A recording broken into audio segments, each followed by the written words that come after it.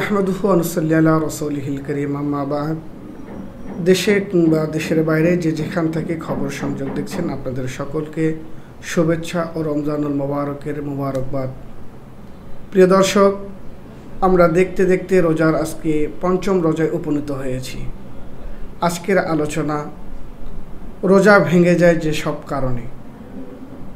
আমরা জানি বা আমাদের মধ্যে প্রচলিত আছে অনেক বিষয় যে এই করলে রোজা ভেঙে যায়, সেই করলে রোজা ভেঙে যায়, কিন্তু মৌলিক বিষয় হলো রোজার 5টি কারণে রোজা ভেঙে যায়। এই 5টি কারণের মধ্যেই সবগুলো কারণ চলে আসে।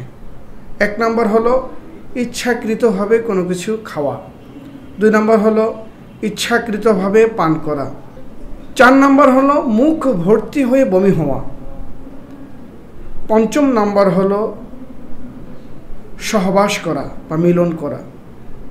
এই মৌলিক 5টি কারণের মধ্যেই বাকি সমস্ত বিষয় চলে আসে। এখন অনেকে মনে করে গলার মধ্যে ধোঁয়া গেলে রোজা ভেঙে যাবে।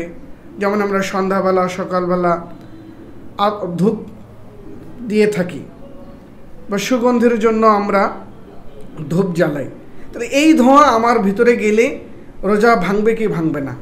না, রোজা ভাঙবে না।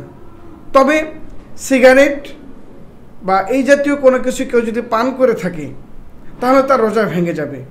কারণ হলো অনেকেই আছে এই সিগারেটটাকেই খাওয়ার বিকল্প হিসাবে ব্যবহার করে, যার কারণে তার রোজা ভেঙে যাবে। তো আমরা আরও অনেকেই জানি যে রমজান মাসে নখ কাটা, চুল কাটা, শেভ করা এগুলো করলেও রোজা ভেঙে যায় না। এ ধরনের কোনো কাজেই আপনার রোজা ভাঙবে না। আপনাকে লক্ষ্য করতে হবে রোজার মৌলিক বিষয় হলো ইচ্ছাকৃতভাবে কিছু খাওয়া। আপনি যদি ভুলে কোনো কিছু খেয়ে ফেলেন তাহলেও আপনার রোজা ভাঙবে না। হ্যাঁ, তবে আপনার সামনে যদি কেউ থাকে এরকম যে একজন মানুষ, রোজাদার মানুষ ভুলে কিছু খাচ্ছে এবং সামনে কেউ আছে, তাহলে তার জন্য উচিত হলো তাকে বাধা দেওয়া যে আপনি তো রোজাদার আছেন।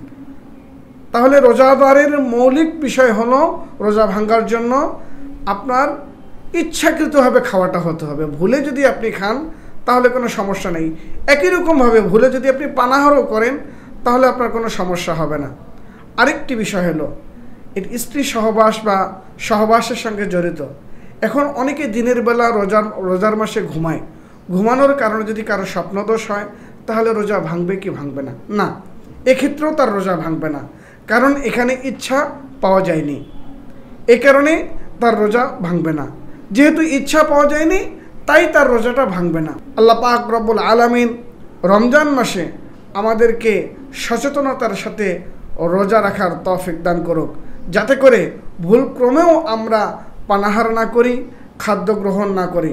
আরেকটি কথা হলো সর্বশেষ, আমাদের খাওয়ার শেষে দাঁতের মাঝে অনেক খাবার লেগে থাকে। এই খাবারটা যদি সলাবুট পরিমাণ হয়ে থাকে আর কেউ মুখ থেকে নিয়ে খেয়ে ফেলে তাহলেও তার রোজা ভেঙে যাবে। কিন্তু যদি সলাবুট পরিমাণের চেয়ে কম হয় আর খেয়ে ফেলে তাহলে তার রোজা ভাঙবে না। ঠিক একই রকমভাবে থুতু যদি কেউ গিলে ফেলে তাহলেও তার রোজা ভাঙবে না। আল্লাহ পাক রব্বুল আলামিন আমাদের সকলকে রমজানের গুরুত্ব বুঝে এবং সচেতনতার সাথে রোজা রাখার তৌফিক দান করুক। ওয়া আখির দাওয়ানা আলহামদুলিল্লাহি রাব্বিল আলামিন।